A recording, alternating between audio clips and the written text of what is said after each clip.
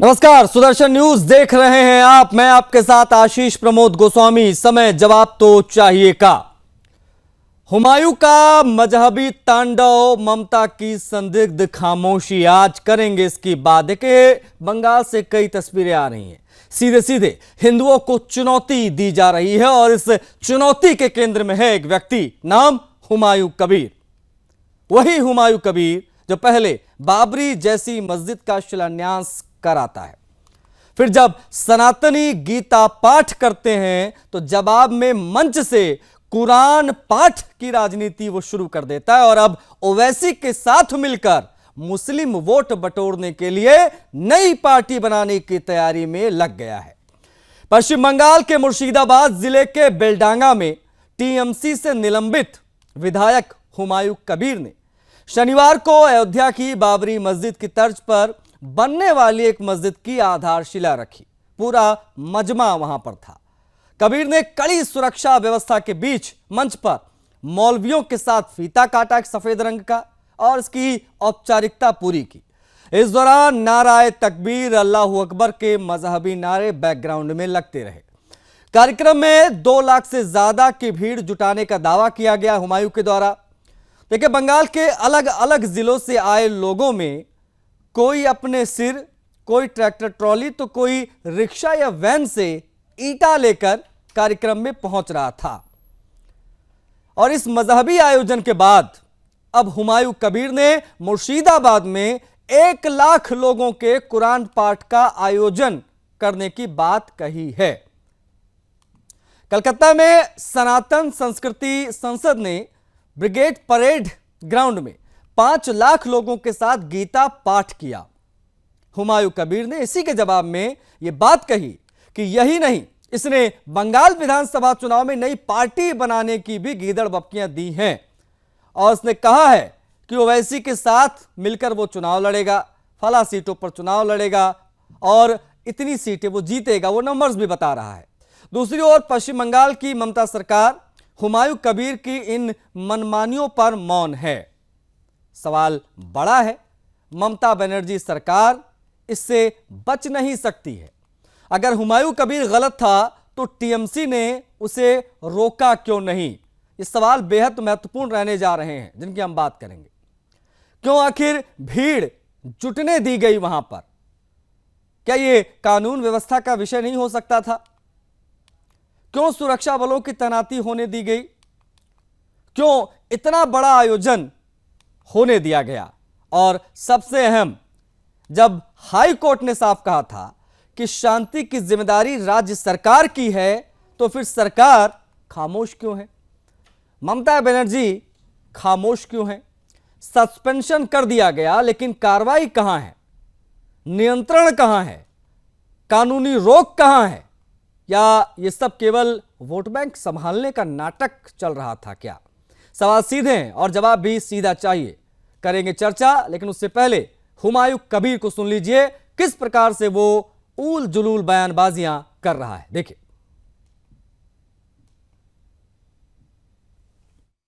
सनातन धर्मावलंबी मानुष उनका पवित्र गीता पाठ कर रहा है। मैं अभी इस्लाम धर्मावलंबी मानुष, मेरा 1 लाख हाफिज को लिए मैं कुरान पाठ कराएंगे, वहाँ से खाना खिलाएंगे अच्छा से लोगों को। वो 1 लाख कुरान का हाफिज को भी खाना खिलाएंगे।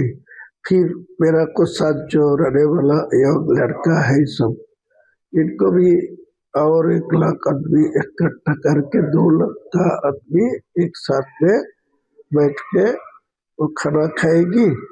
बाद में वो बाबरी मस्जिद का काम शुरू होगा। ये सब टीएमसी की नौटंकी है। बाबर के नाम पर एक भी ईंट रखी गई तो सरकार भाजपा की वहां आने वाली है, उस एक ईंट को उखाड़ करके फेंक दिया जाएगा। बाबरी मस्जिद का फाउंडेशन रखा गया है।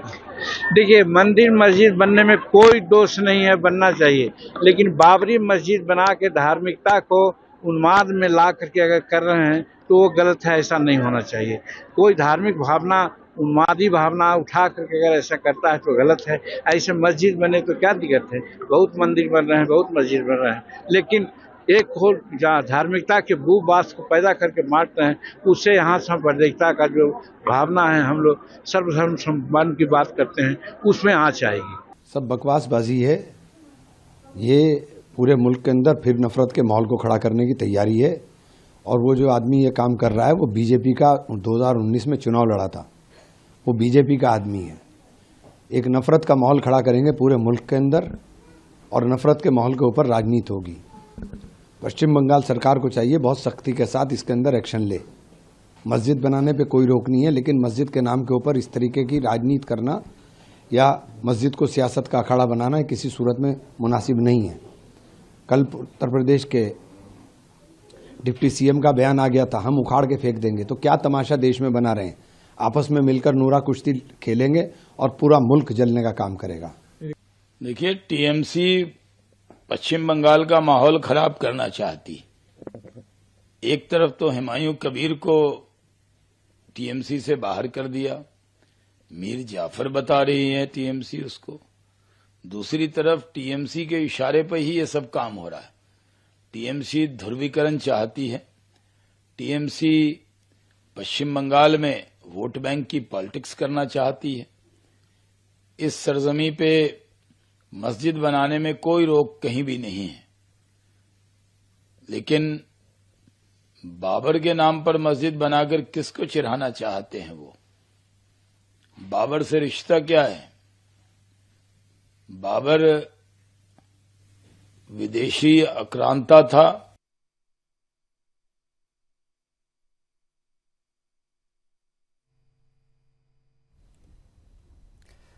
तो हुमायूं का ये जो मजहबी तांडव है वो आपने देखा, जाना और समझा। अब इस पर कई प्रकार के बयान सामने आ रहे हैं। कांग्रेस कह रही है कि ये बीजेपी का एजेंट है जो चुनाव से पहले पूरा माहौल, पूरा प्लेटफॉर्म सेट कर रहा है उनके लिए। ममता बनर्जी की चुप्पी इस पर दिखाई दे रही है। सस्पेंड कर दिया गया इसको, लेकिन कार्रवाई नहीं की गई। इसको बाबरी नामक मस्जिद की नींव रखने से नहीं रोका गया। इतना बड़ा मजमा इकट्ठा इसने कर दिया, देखते देखते मुर्शिदाबाद में इसे नहीं रोका गया, नहीं छेड़ा गया। सवाल कई उठ रहे हैं और आज हम चर्चा करेंगे। कौन कौन से पैनलिस्ट हमारे साथ कनेक्ट हो गए हैं, हम स्क्रीन पर आप देख सकते हैं। सुनील सिद्धू जी हैं हमारे साथ, प्रांत धर्म प्रसार प्रमुख हैं वीएचपी के। बहुत स्वागत है आपका सुनील जी। राम प्रकाश पांडे जी हैं, टीएमसी के प्रवक्ता हमारे साथ जुड़ गए हैं। राम प्रकाश पांडे जी, आपका भी बहुत स्वागत है। मोहम्मद अकील खान, मुस्लिम स्कॉलर, हमारे साथ जुड़ गए हैं। आपका भी बहुत स्वागत है। और जितेंद्र तिवारी, प्रवक्ता भारतीय जनता पार्टी के, हमारे साथ जुड़ गए। हम उनसे भी बातचीत करेंगे। बातचीत की मैं शुरुआत करूं उससे पहले कुछ तस्वीरें हम आपकी टीवी स्क्रीन पर दिखा रहे हैं। आप देखिए, ये सिर पे ईंट ले जाकर जो है वहां नींव रखने में मदद करता ये कट्टरपंथी आपको दिखाई दे रहा है। ये मंच की तस्वीरें हैं जहां नाराए तकबीर, अल्लाह अकबर, इस प्रकार के नारे गूंज रहे थे इस पूरे कार्यक्रम के दौरान। और इन सभी को टीएमसी की मौन स्वीकृति, बाबरी जैसे शिलान्यास पर चुप्पी ममता बनर्जी की क्यों है?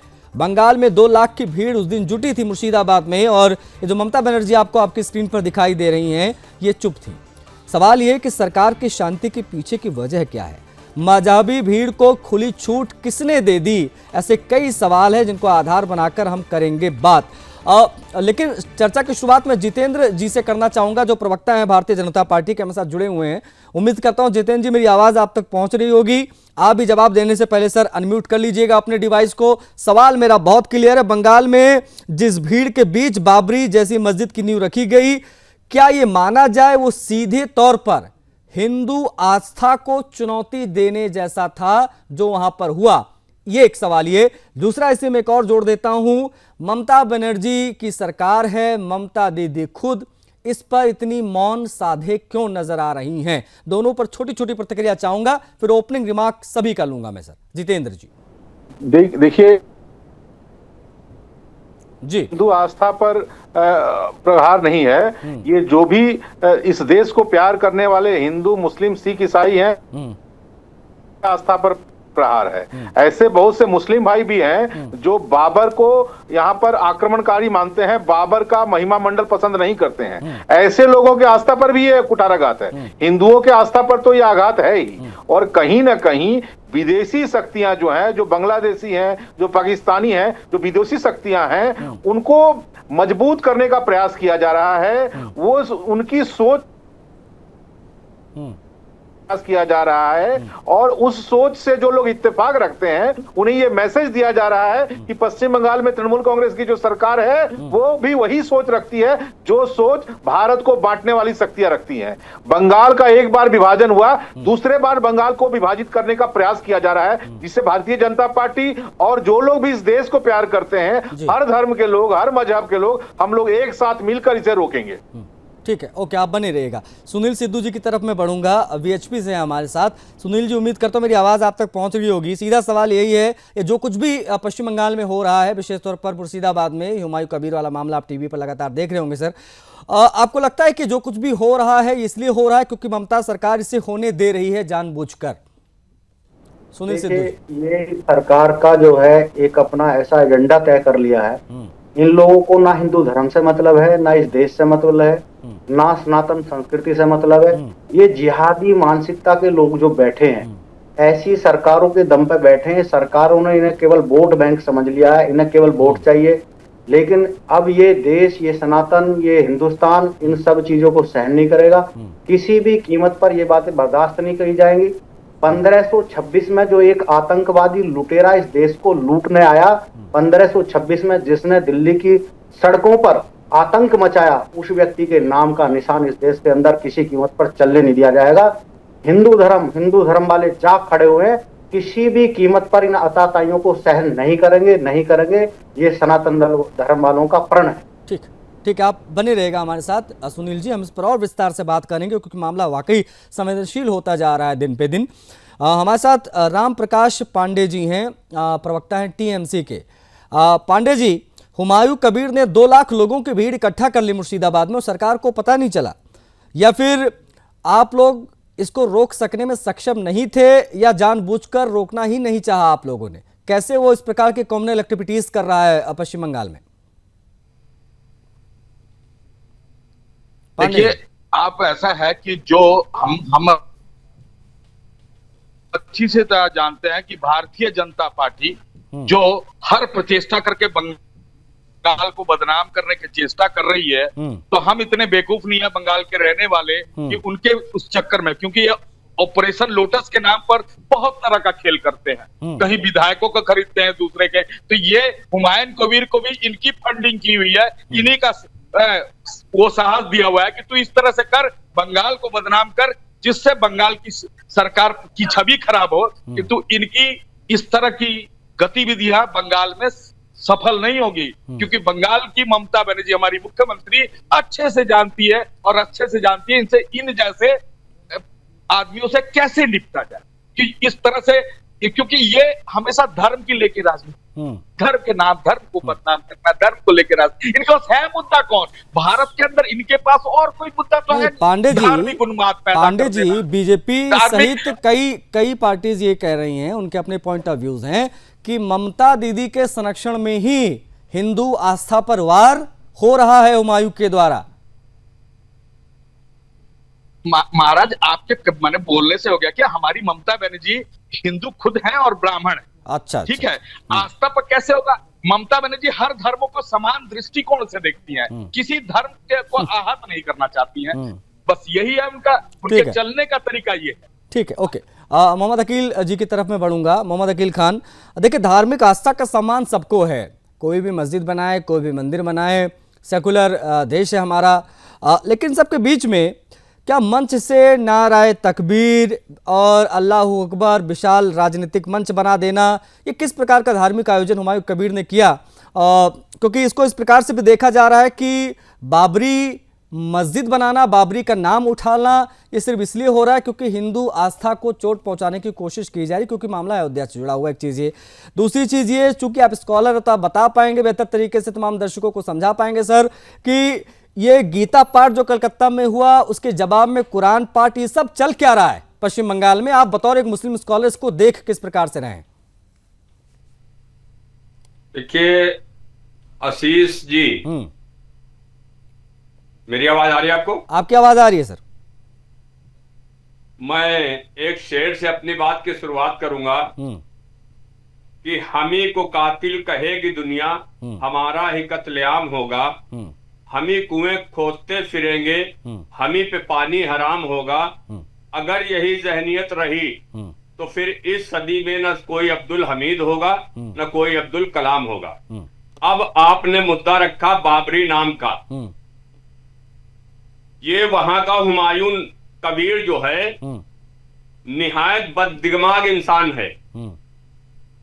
उसके पास अगर अल्लाह ताला ने उसको धन दौलत पैसा दिया है तो मस्जिद इस मुल्क के अंदर, ये देश संविधान से चलेगा, कानून से चलेगा। कोई मस्जिद बनाने का कोई इंसान या मंदिर बनाने का कोई इंसान जो होगा, किसी धर्म को मानने वाला हो, कोई ऑब्जेक्शन नहीं करेगा। लेकिन जो हमारे मुल्क से गद्दारी किए, जो आक्रांता थे, ऐसे लोगों के नाम पे मस्जिद बनाई जाए, ये देश कतई बर्दाश्त नहीं करेगा। अगर उनके पास बहुत ज्यादा धन दौलत है तो वो एपीजे अब्दुल कलाम साहब के नाम से मस्जिद बना सकते हैं, अशफाकुल्लाह खान साहब के नाम से मस्जिद बना सकते हैं, मौलाना आजाद के नाम से मस्जिद बना सकते हैं, मौलाना फजले हक खैराबादी नहीं, मैं समझ गया आपके नेक विचार, मैं समझ गया मोहम्मद अकील खान जी। क्या आप सीधे तौर पे ये कहना चाहते हैं जो कुछ भी हो रहा पॉलिटिकली मोटिवेटेड है? अब सुनिए तो आप, अब आपने हमसे जो प्रश्न किया मैं वहीं पहुंच रहा हूं। मैं बिल्कुल, हाँ, मैं वहीं पहुंच रहा हूं। जिस तरीके से इसको, भाई देखिए, ममता बनर्जी पश्चिम बंगाल के मुख्यमंत्री हैं। ममता जी ने पूरी तरीके से उसको पार्टी से सस्पेंड कर दिया। अब उसका मंच से नारे तकबीर अल्लाहू अकबर का नारा लगाना असंवैधानिक नहीं है। ये असंवैधानिक नहीं है, ना कोई देश के प्रति नफरत की बात है। नारे तक आप जय श्री राम का नारा लगाते हो, हमें कोई आपत्ति नहीं होती है। आप राधे राधे कहते हो, हमें कोई आपत्ति नहीं है। सिद्धू जी इस पर कुछ रिएक्ट करना चाह रहे हैं। सुनील जी कुछ कहना चाह रहे हैं आप? सुनील जी का आवाज बढ़ाइए। बार बार कह रहे हैं कि ममता जी ने पार्टी से निकाल दिया, नहीं। ये इनकी सोची समझी रणनीति है। एक रणनीति के तहत एक जिहादी के नाम पर मस्जिद का नामकरण किया जा रहा है। हिंदू मैं आऊंगा, अकील जी आपको मौका दूंगा, अपनी बात पूरी करने का समय दूंगा। हम सहन नहीं करेंगे किसी कीमत पे भी। और ये राजनीति ना करें यहाँ बैठ के। ममता जी ने पार्टी से निकाल दिया, अरे इन आतंकवादियों को देश से भी निकालना पड़ेगा। इनका काम क्या है इस देश के अंदर? ये देश के अंदर विद्रोह करना चाहते हैं, देश के अंदर दंगा भड़काना चाहते हैं। इन्हें केवल ममता जी को और ऐसे लोगों को केवल वोट चाहिए, इसके अलावा दूसरा कोई इनका काम नहीं है। अकील जी अपनी बात जल्दी से पूरी कर लीजिए, पर इनको वोट बैंक की राजनीति अकील जी अपनी बात जल्दी से समाहित कीजिए जो भी आप कहना चाहें। उसके बाद जितेंद्र जी जो बीजेपी के प्रवक्ता कुछ कहना चाह रहे हैं। अकील जी, ये पूरी तरीके से, जिस तरीके से असादुद्दीन ओवैसी भारतीय जनता पार्टी के बी टीम है, उसी की तरीके से, जिस तरीके से ने कहा कि बंगाल के अंदर हम 90 सीटों पर चुनाव लड़ेंगे, ये पूरी तरीके से भारतीय जनता पार्टी का प्री प्लान है। ठीक है, ओके, मैं आप आ गए उस पिच पर। ठीक है जितेंद्र जी, उस पे नहीं आया, ठीक है सर, हो गया। मैंने आप, चूंकि आप एक स्कॉलर हैं, सुन लीजिए अकील जी, आप एक मुस्लिम स्कॉलर हैं, इसलिए मैंने आपसे स्कॉलर वाले सवाल पूछे थे। मैंने कोई पॉलिटिकल प्रतिक्रिया आपसे नहीं, सुनिए ना, आप सुनिए ना, मैंने आपसे पूछा कि गीता का पाठ जो कलकत्ता में हुआ, उसके जवाब में हुमायूं कबीर जो है वो कुरान पाठ कराने की बात कर रहा है, शक्ति प्रदर्शन की बात कर रहा है, वो 3 लाख मुसलमानों को इकट्ठा करने की बात कर रहा है, चैलेंजेस जो है वो दे रहा है हिंदू समाज को। नहीं, ये कहां तक सही है, मैं ये समझना चाह रहा था। ठीक है, मैं आ रहा हूं, मैं सबकी बात करूंगा। एक बार डाउन कीजिए इनको। जितेंद्र तिवारी जी, ये पूरा मामला आपने समझ लिया होगा, आपकी प्रतिक्रिया भी हमने ओपनिंग रिमार्क में जान ली, लेकिन ये बार बार कहा जा रहा है कि ये बीजेपी का एजेंट है और आने वाले चुनाव के लिए वो जिस प्रकार से ओवैसी की बात अभी की अकेले को वो बी टीम है, उसी प्रकार से एक और बी टीम आपने तैयार कर ली है, नाम है हुमायूं कबीर, जो कांग्रेस वाले तो ये भी कह रहे हैं कि आपकी पार्टी से चुनाव भी लड़ चुका है और वो जो है अब अगले चुनाव के लिए आप लोगों के लिए प्लेटफॉर्म जो है, मंच जो है वो तैयार कर रहा है, इसलिए आप लोग भी इस मामले में ज्यादा उछल कूद नहीं मचा रहे हैं। जितेंद्र तिवारी जी,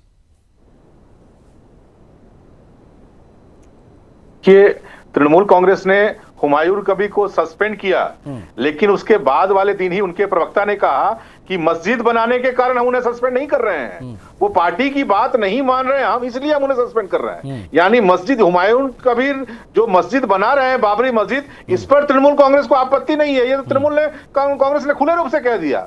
और जहां तक भारतीय जनता पार्टी का सवाल है, हुआ उसमें तो जो आयोजक थे उन्होंने राज्य के मुख्यमंत्री को भी न्योता दिया था। उन्हें यदि हर धर्म को वो सम्मान करती हैं, हर धर्म के प्रति उनके मन में श्रद्धा है, इज्जत है, तो उन्हें आज जाना चाहिए था। किसने मना किया था? और भारतीय जनता पार्टी को इन चीजों की जरूरत नहीं पड़ती। भारतीय जनता पार्टी केवल हर व्यक्ति का सम्मान करती है, और जो लोग, जो मुस्लिम भाई भी इस देश को प्यार करते हैं, इस देश की अखंडता की रक्षा करना चाहते हैं, उनके साथ भारतीय जनता पार्टी खड़ा रहना चाहती है। एपीजे अब्दुल कलाम किसके समय में राष्ट्रपति बने? ये तो तृणमूल कांग्रेस को इसका जवाब देना चाहिए ना। ये केवल हवा गर्म करने से नहीं होगा। ये प्लांटेड व्यक्ति है, ये हुमायूं कबीर तृणमूल कांग्रेस का प्लांटेड व्यक्ति है।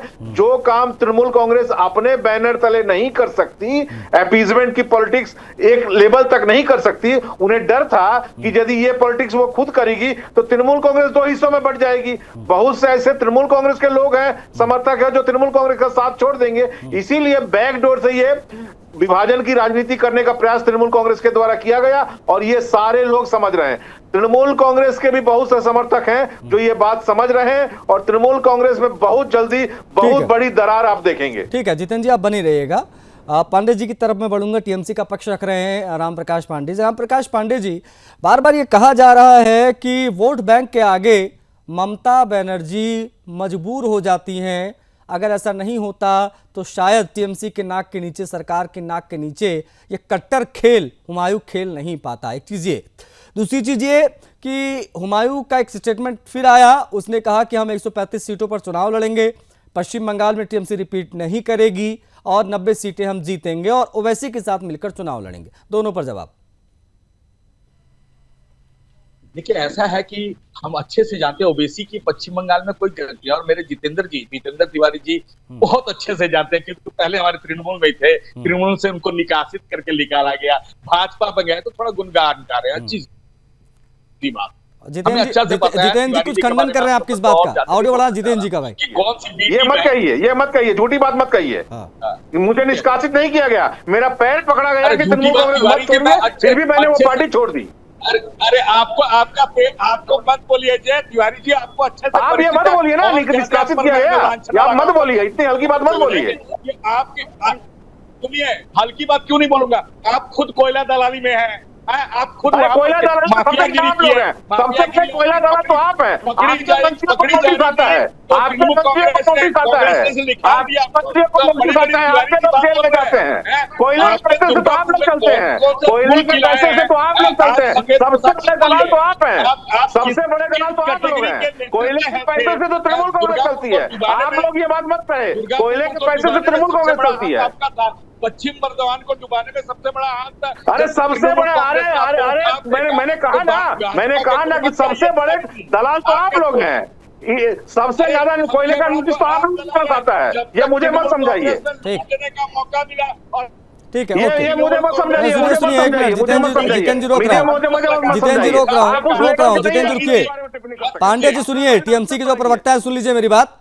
किसी पर भी व्यक्तिगत टिप्पणी आप ना करें तो बेहतर होगा इस डिबेट में, रिक्वेस्ट है आपसे।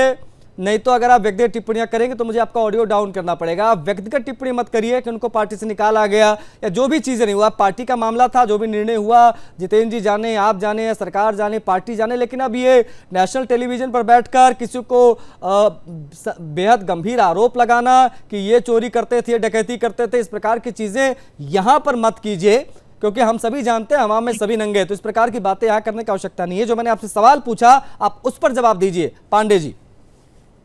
ऐसा है कि देखिए, शुरू में ही आपने बताया, इससे पहले 2024 में भी हमने देखा कि भाजपा अपनी पुरजोर, माने जितने उनके मुख्यमंत्री थे, जितने उनके नेतृत्व थे पश्चिम बंगाल में आए जीतने के लिए, 24 से 18 में उतारा है। उन्होंने कई तरह से हमें बसीरहाट की सीट पर बदनाम करना चाहा, किंतु हमारी पश्चिम बंगाल की जनता ने उन्हें नकार दिया।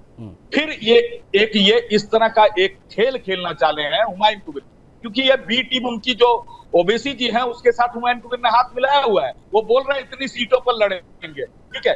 फंडिंग कहां से आ रही है भैया? फंडिंग इनके से आ रही है, नहीं तो ओबीसी का यहाँ पर क्या है? वो खुद बोल रहा है मैं सीपीएम के साथ, और आईएसएफ एक और बी टीम है भाजपा की जो थी पहले भी 21 के विधानसभा में मुख्तारी। नहीं, आप सुनिए, रामप्रकाश पांडेय जी एक बड़े खतरे को इशारा किया है हुमायूं कबीर ने। उसने कहा है कि पश्चिम बंगाल का मुसलमान अब जाग गया है, उनके पास विकल्प है, उनके पास हुमायूं कबीर का विकल्प है, जो फलाने तारीख को अपनी एक पार्टी घोषित करने जा रहा है, वही पार्टी ओवैसी के साथ मिलकर, जो अपने आप को मुसलमानों का नेता बताते हैं, एक विकल्प के तौर पर पेश करते हैं कि हम मिलकर अब चुनाव लड़ेंगे। यानी हुमायूं कबीर एक पार्टी बनाएगा, साथ में वो ओवैसी के साथ मिलकर, एआईएमआईएम के साथ मिलकर पश्चिम बंगाल में उतरने जा रहा है, और इसका सीधा नुकसान टीएमसी को होगा और टीएमसी सत्ता से दूर हो जाएगी।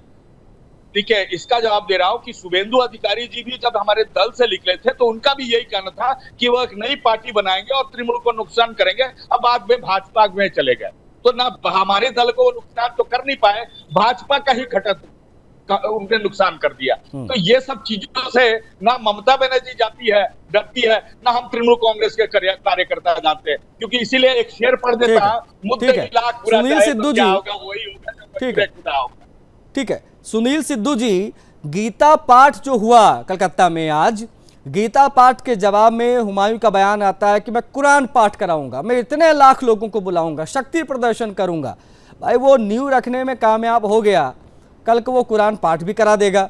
ये जो कुछ भी गतिविधियां उसके द्वारा हो रही हैं, अगर इसमें कानून व्यवस्था की स्थिति बिगड़ती है तो जिम्मेदारी किसकी होगी? टीएमसी की होगी कि भाजपा की होगी? देखिए, स्टेट सरकार जो है वो टीएमसी की है, और टीएमसी चूंकि सत्ता से जा रही है, इसलिए उन्हें लगता है कि दंगे भड़काए जाएं, यहाँ इन आतंकवादियों को सक्रिय किया जाए, इन जिहादियों को आगे बढ़ाया जाए। ममता बनर्जी ने चुप्पी क्यों साध रखी है इस पूरे मामले पे? ममता बनर्जी जो हर एक विषय पर बोलती हैं, इस विषय पर, हुमायूं कबीर के विषय पर वो चुप्पी क्यों साधे हुई हैं? 6 दिसंबर की तारीख वो चुनता है, उसको आप सस्पेंड कर देती, लेकिन रोकती नहीं है। ये किस प्रकार का संरक्षण दिया जा रहा है? देखिए, ये जो राजनीतिक लोग हैं, ये जिन्हें अपने वोट बैंक की राजनीति करते हैं, इन्हें लगता है कि चुप्पी रहने में लाभ है तो चुप्पी रखेंगे, बोलने में लाभ है तो चुप बोलेंगे, लेकिन इन्हें यहाँ अपना हित दिखाई दे रहा है चुप रहने में, इसलिए चुप है। और वो इन आतंकवादी को, जो मानसिकता आतंकवादियों की, इनको आगे बढ़ाना चाहती है। 2021 के चुनाव में इनके एक बहुत बड़े मौलवी जो थे वहां के, वो अपनी अलग पार्टी बना के चुनाव लड़े थे पूरे बंगाल के अंदर। तब भी वहां की ये तृणमूल और बाकी सब लोग कहते थे साहब ये भाजपा की बी टीम है और वो अलग लड़ रहा है, लेकिन उसके पीछे मानसिकता ये थी कि मुसलमान एकजुट हो जाए, मुसलमान टूटे नहीं, मुसलमान ठोक के भाव वोट बैंक दे, सब वहां इधर उधर बिखर रहे हैं। अब इस बार इन्हें कोई बलि का बकरा मिला नहीं, तो इन्होंने अपनी पार्टी के एक विधायक को बाहर निकालकर और उसको इसके लिए खड़ा कर दिया। दूसरा क्या, एसआईआर के कारण आपने देखा ना, पूरे बॉर्डर के ऊपर कितने सारे जो जिहादी थे उनकी लाइन लगी थी, उन जिहादियों को प्रदेश छोड़ के जाना पड़ रहा था। तो ये अपने उन जिहादी वोट बैंक को भी मैसेज देना चाहती है। अब देखिए, मैं बाबरी मस्जिद बनवाने की कोशिश कर रही हूँ, 1526 में जो आतंकवादी आया, मैं उस आतंकवादी की मानसिकता को आज फिर पुनः बढ़ा रही हूँ। इसलिए आप बॉर्डर क्रॉस मत करिए, क्योंकि आपने बॉर्डर क्रॉस किया तो मेरा वोट बैंक घटेगा, वोट बैंक घटेगा तो मैं सत्ता से बाहर हो जाऊंगी। ये किसी भी कीमत पर देश बटे या टूटे। ठीक है सुनील जी। मोहम्मद अकील, गीता पाठ के जवाब में कुरान पाठ का आयोजन, आपको लगता है ये सही है इस्लाम के हिसाब से? इस्लाम में किसी चीज का जवाब नहीं है। आपका धार्मिक मामला, आप गीता पाठ करो, रामायण पाठ करो, पूजा करो, अर्चना करो, मैं उसकी बराबरी नहीं करता हूं, ना इस्लाम में इजाजत देता है। जो आपका धार्मिक कार्य है वो आप करो, हमें कोई आपत्ति नहीं है, लेकिन वहां पर इसका कहीं से कोई लेना देना नहीं है। लेकिन आप डिबेट कर रहे थे जो वहां पर मस्जिद हुमायूं कबीर बनाना रहा और बाबर के नाम से, लेकिन सुनील सिद्धू साहब वो एसआईआर तक पहुंच गए।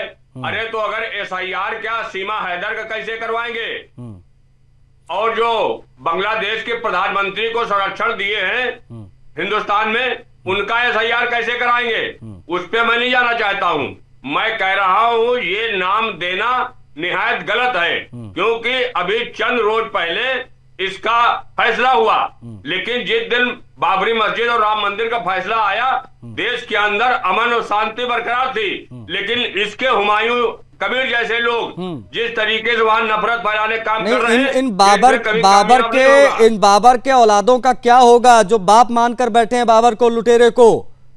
इनका कुछ होगा इनका? सेंट्रल में सरकार किसकी है? सेंट्रल में सरकार किसकी है? उसके खिलाफ कार्रवाई अब तक क्यों नहीं हुई? अगर ममता बनर्जी उसका हिमायती थी तो सेंट्रल वहां गवर्नर साहब क्या कर रहे हैं? गवर्नर साहब को कार्रवाई करनी चाहिए, सेंट्रल को करना चाहिए। से बिगड़ जल के मछली तड़पती है, इस प्रकार ये तड़प रहे हैं। ये जिहादी घुसपैठी जो घुसे बैठे हैं, आपके जैसे लोग हो सकते हैं, आपके जैसे लोग हो सकते हैं, धर्म का चोरा ओढ़ करके ये आतंकवादी अगर है तो सबसे बड़े सुनील सूद जैसे आतंकवादी है। मानसिकता को इस देश के अंदर रहने देंगे, इनको भी कंपनियों पैसा लेने में आपत्ति नहीं होगी, इनको आपत्ति नहीं होगी। ये जिस तरीके की मानसिकता रखते हैं सुनील सिद्धू जैसे लोग, इनका अपना मामला हो सकता है। इनको सियासी रोटियां सेकनी है, इस वजह से ये इस तरीके की बात करते हैं। मैंने पहले कह दिया, इस्लाम इन तरीके की चीजों की इजाजत नहीं देता है। और सुनील सिद्धू जैसे लोग इस देश के अंदर, प्रदेश के अंदर नफरत फैलाना चाहते हो, कामयाब नहीं होगे। नफरत फैलाने में कामयाब नहीं होगे। इस देश का 90% जो है, अगर ये सुनील सिद्धू नफरत फैला रहे हैं मोहम्मद अकील, तो हुमायूं कबीर क्या कर रहा है? वहां पर जुट रहे लाखों की संख्या में मुसलमान क्या कर रहे हैं मोहम्मद अकील? नहीं, अरे आपके हिसाब से अगर सुनील सिद्धू ये नफरत फैला रहे हैं तो हुमायूं कबीर क्या कर रहा है? उसके साथ वहां पर उसको सपोर्ट करने के लिए, नहीं वहां पर उसको सपोर्ट करने के लिए लाखों की संख्या में जो मुसलमान पहुंच रहे हैं वो क्या कर रहे हैं? हुकूमत किसकी है? हुकूमत क्यों? अरे आप भी एक व्यक्ति हैं, आपका भी कोई टेक होगा, कोई जवाब होगा, कुछ विचार होंगे। आप यहाँ अपने विचार साझा करने के लिए आए हैं, विचार साझा करिए। टीएमसी कांग्रेस पार्टी के प्रवक्ता की तरह सरकारों पर सवाल मत उठाइए। आप स्कॉलर हैं, आप अपने नहीं आप अपने जवाब दीजिए। सर आप सुनिए ना, हम सवाल पूछेंगे बीजेपी के प्रवक्ता से, मेरा काम है वो। टीएमसी वाले पूछेंगे बीजेपी से। पहले ही कहा कि हम इसके समर्थन में नहीं है, बाबर के समर्थन में मैं नहीं हूँ। मस्जिद मंदिर हजारों बने, कोई किसी को नहीं। तो ये जो मंच पर हुमायूं कबीर का ही विषय नहीं है, वहां पर बड़े बड़े मौलवी भी पहुंचे हुए थे, बड़े बड़े इस्लाम के जानकार पहुंचे हुए थे। ये मानसिकता क्या है? किस दिशा में लेकर जाना चाहते हैं देश को? तो आशीष गोस्वामी जी और सुदर्शन न्यूज उसकी जांच करा ले। अरे हम क्यों जांच कराएंगे भाई? मैं मानसिकता कैसे जांच करूंगा? मोहम्मद अकील खान के दिमाग में क्या है वो मैं कैसे जान पाऊंगा भाई? बंगाल के अंदर गवर्नर साहब जो हैं वो तो सेंट्रल से आए हुए हैं ना, तो उनके गवर्नर साहब को कोई कार्रवाई करनी चाहिए, सेंट्रल को उसकी रिपोर्ट देनी चाहिए, उनके खिलाफ कार्रवाई हो।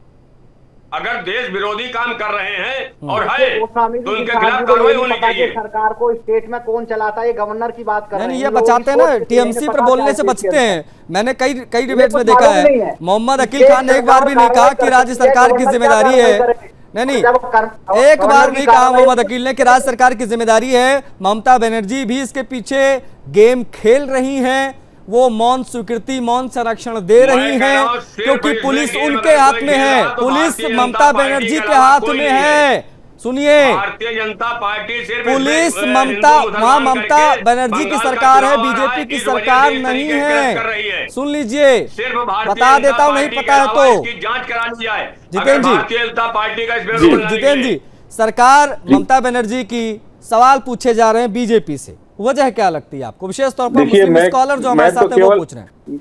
मैं तो केवल एक बात कहूंगा कि हुमायूं कबीर की सोच में विश्वास रखने वाले लोगों का समर्थन भारतीय जनता पार्टी को नहीं चाहिए। यदि तृणमूल कांग्रेस उनके साथ नहीं है तो वो भी पब्लिकली कहे कि हुमायूं कबीर के साथ जो लोग भी हैं या वो जो काम कर रहे हैं उनमें जिनका समर्थन है, जिन मुस्लिम भाइयों का, उनका वोट हमें नहीं चाहिए। हिम्मत है तो तृणमूल कांग्रेस ये कह के दिखाए। यदि वो इसके पीछे नहीं है, वो ये ऐसा नहीं कहेंगे, क्योंकि ये सारा ब्लूप्रिंट उनका ही तैयार किया हुआ है। खुले रूप से जिन बातों को वो नहीं कह सकते, उन्हें बैकडोर से करने का वो प्रयास कर रहे हैं। जब जब चुनाव आता है तब तब धर्म के नाम पर बंगाल को बांटने का प्रयास तृणमूल कांग्रेस के द्वारा किया जाता है। इस बार भी डेवलपमेंट के मुद्दे पर वो चुनाव नहीं लड़ पाएंगे, क्योंकि नरेंद्र मोदी जी ने कहा है कि बंगाल में उन्नति करना है, बंगाल के बेरोजगार युवकों को नौकरी देना है। ये लोग नौकरी नहीं दे पाए हैं, इसलिए बंगाल को धर्म के नाम पर बांटने का प्रयास ये लोग कर रहे हैं, और इसी काम के लिए हुमायूं कबीर जैसे व्यक्ति को इन लोगों ने सामने किया। राम प्रकाश पांडे जी, आने वाले दिनों में जनता करेगी। ठीक है, राम प्रकाश पांडे जी, आप सीधे तौर पर कह रहे हैं कि टीएमसी से इसका कोई लेना देना नहीं है, वो बीजेपी की बी टीम है। अगर आप लोग इतने श्योर हैं कि वो बीजेपी की बी टीम बन चुका है, या वो बीजेपी में शामिल हो जाएगा, या XYZ जो भी आप आरोप लगा रहे हैं, अगर टीएमसी ने अनुमति नहीं दी, जैसा कि हमारा कहना है कि बाकायदा संरक्षण मिला हुआ है, मौन स्वीकृति दी गई, अगर ऐसी बात नहीं है तो फिर इतना बड़ा आयोजन वहां हुआ कैसे? एक चीज, वहां पर बिजली, पानी, प्रशासनिक सपोर्ट कैसे मिला, और कैसे इतना बड़ा आयोजन वहां पर संभव हो पाया? बिना सरकार के संरक्षण के तो ये असंभव लगता है मुझे। कोई ऐसा आयोजन यूपी में करके दिखा दे तो मैं मानूं। जी, आपको पहले तो बताया कि हाई कोर्ट से उन्हें जो हुआ था याचिका दायर, तो उससे क्या होता है, हाई कोर्ट ने कहा था कि हम इस पर हस्तक्षेप नहीं कर सकते हैं। ये किसी मंदिर या मस्जिद बनाने के लिए किसी तरह का कोई भी कोर्ट हस्तक्षेप नहीं कर सकती है। ये आपको तो लगता है ये बहुत सामान्य सी मस्जिद की बात हो रही है? आपको नहीं पता ये बाबरी मस्जिद की नींव रखी जा रही है वहां पर, जिससे देश ने क्या क्या झेला आप जानते हैं, उसके बावजूद सरकार इतनी अनजान बनी बैठी है। आपको लग रहा है कोई ये डॉक्टर APJ अब्दुल कलाम के नाम पर बन रही है, अल्लाह के नाम पर बन रही है? आपके हिसाब से किसके नाम पर ये मस्जिद बन रही है, आपको पता है? कौन था ये बाबर? मैं बोल रहा हूँ बाबर भी आक्रांता था, और मैं जानता हूँ, जहां तक हमने, मेरी सोच है कि जिसका ईमान नहीं वो मुसलमान नहीं हो सकता, कि मुसलमान का अगर संधि भी देते हैं, मुस्लिम ईमान, जिसके पास ईमान है वही मुसलमान है। हुमायूं कबीर के भी पास ईमान नहीं है, इसलिए वो मुसलमान नहीं है, उसे मुसलमान की गिनती में नहीं लाते हैं, वो बाबर की ही सत्ता। ये जो खुलेआम मजहबी राजनीति कर रहा है हुमायूं कबीर, उसके ऊपर अब तक एक भी FIR दर्ज क्यों नहीं की गई? कल को वो कुरान पाठ कराएगा, हिंदुओं की आस्था को चोट पहुंचाने की कोशिश करेगा, बाबरी की बात बार बार करेगा, इस प्रकार का माहौल प्रदेश में बनाएगा। कल कानून व्यवस्था की स्थिति बिगड़ जाती है तो इसकी जिम्मेदारी किसकी होगी? आपकी होगी। हाँ मिश्रा जी, हम भी तो यही चाह रहे हैं कि ये भाजपा और बीजेपी जो इतना बोल रही है, क्यों नहीं एक FIR कर रही है, क्यों नहीं एक याचिका दायर कर रही है कि ऐसी चीजों को रोका जाए? तो वहां पर तो ये अपनी रोटी सेकने के लिए, क्योंकि इन्होंने रोटी सेकने गए हैं, ठीक है, ऐसा अनुमान। तो सुनील जी, क्या आप इसे राजनीतिक मजबूरी मानते हैं, या इन कट्टरपंथियों से, इन जिहादियों से ममता सरकार डर गई है आने वाले चुनाव के मद्देनजर? सुनील सिद्धू, देखिए, ये सरकार इन जिहादियों से डरती भी है और इनकी मजबूरी भी है। ये ऐसे लोग सत्ता के अंदर बैठे हैं, ये कुछ भी बेच सकते हैं, देश बेच सकते हैं, मुझे बेच सकते हैं, आपको बेच सकते हैं, अपना।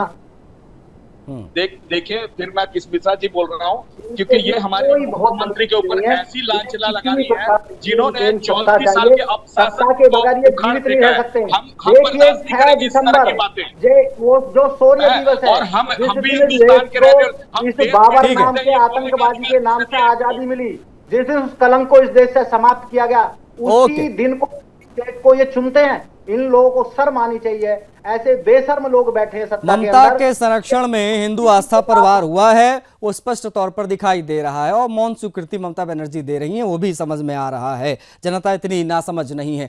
आप सभी जुड़े, मेरे पास समय सीमित था। मोहम्मद अकील जी, बहुत आभार आपका। पांडे जी, आपका भी बहुत आभार। सुनील जी, आपका भी बहुत आभार। और जितेंद्र जी, समय दिया आपने, बातचीत हुई, बहुत आभार आप सभी का। देखिए, हुमायूं के मजहबी तांडव पर हमने बात की। हुमायूं कबीर 2 लाख लोगों को इकट्ठा कर लेता है, सरकार तमाशा देखती रहती है। सरकार किसकी है? सरकार ममता बनर्जी की है। बंगाल में जो कुछ भी हो रहा है वो वाकई में हैरान करता है, क्योंकि सीधे सीधे हिंदू आस्था को चोट पहुंचाने की कोशिश टीएमसी का एक सस्पेंडेड, तथा कथित सस्पेंडेड विधायक जो है वो कर रहा है। इस चर्चा में इतना ही। मुझे आज्ञा दीजिए। जय हिंद।